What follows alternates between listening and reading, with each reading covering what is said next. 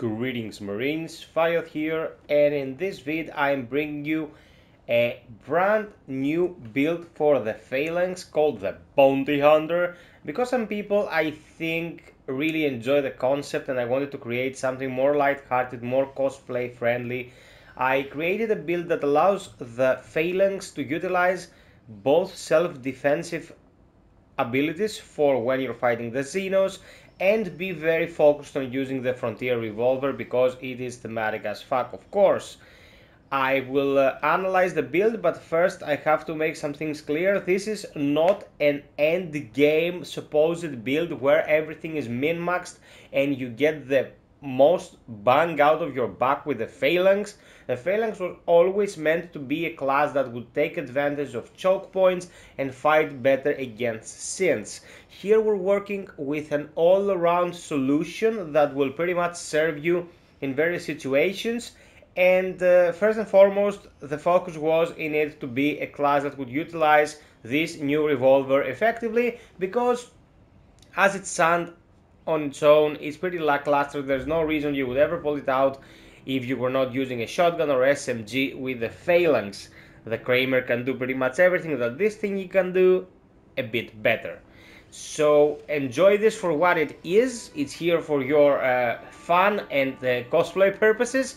Let's get to the meat and potatoes. So we'll be using the Frontier Revolver. I'm also using the Vol because it allows for sustained fire over larger distances, but this is up to personal preference, of course. This beastie here is our main focus, and I am using my modding guide from the other day to optimize it. You can find it at the end of the vid, or you can just type Mista FiOth Frontier Revolver and it will pop up immediately. Now for the build itself, starting from the left, we want the best defense and shield bus, so we'll be able to stun enemies with the shield, and we take advantage of the movement speed penalty when we have our shield up. We want our shield up because we want to build stacks of bulwark to use push the front line, adrenaline surge, and focus under fire. Now we want focus under fire for the reload speed that will stack up to 10%. We won't push the front line for the stability and accuracy mostly, and we want adrenaline surge for the 50% ability recharge speed. We need that recharge speed because we will be using shock barrier. Shock pulse no longer stands and damages nearby enemies. Instead, the buff will grant its bonuses for 12 seconds, grant 33% damage resistance, stun enemies who attack you for a longer period of time, and it will deal more damage to attackers. So this is pretty much defensive when you're fighting the Xenos. They will come and scratch at you, or preferably your shield, and that will leave them dazed and stunned. We want batteries included and quick charge here for 38% decrease. After 40 you get diminished return, so 38 is a very nice sweet spot. Hard-headed, activating this ability grants you stun immunity for 6 seconds, so if you activate your shock barrier you also get hard-headed for half the duration. And of course here we want to go with Doc handgun training. I prefer to the Phalanx handgun training because the Phalanx is range and reload speed, but with the Doc handgun training we get range and weak point damage. We want that reload speed, but we already have a lot of things that are helping with it. So optimizing for more weak point damage is nice. We get 15% from this. We get the Doc handgun expertise here for more reload speed and accuracy, more fire rate and reload speed. So with these two we get plus 30%, very substantial. Here we get fire rate and stability, and here we get magazine capacity and weak point damage. So between these two we have plus 30% weak point damage. Now when it comes to flat numbers and you want to shoot this thingy, that's the reload speed you're looking at.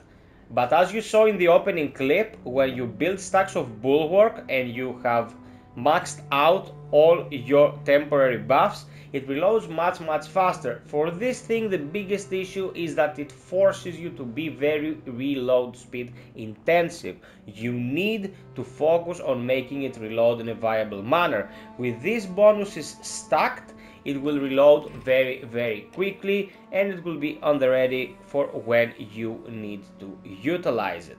This build will help you get through some of the harder content even on extreme. I tested it on extreme, it performs quite nice, but of course I was not only using the handgun, I was also using the SMG, and I played this game for too many hours. I think, like, I know what's what, I know what works, what doesn't when it comes to an encounter, so having inside knowledge of the game and understanding how enemies operate will also help you a lot.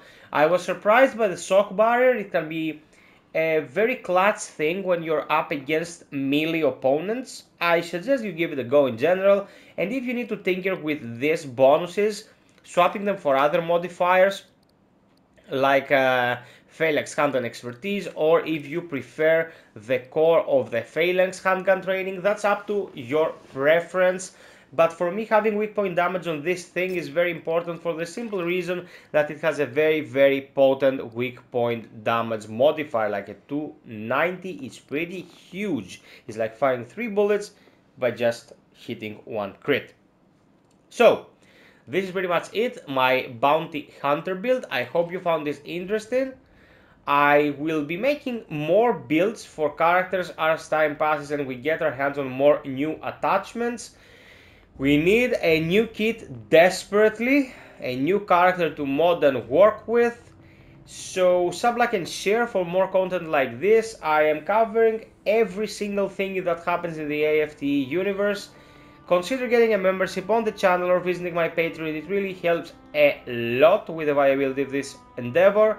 And until next time, be well, stay frosty, and always strive for perfection. Cheers!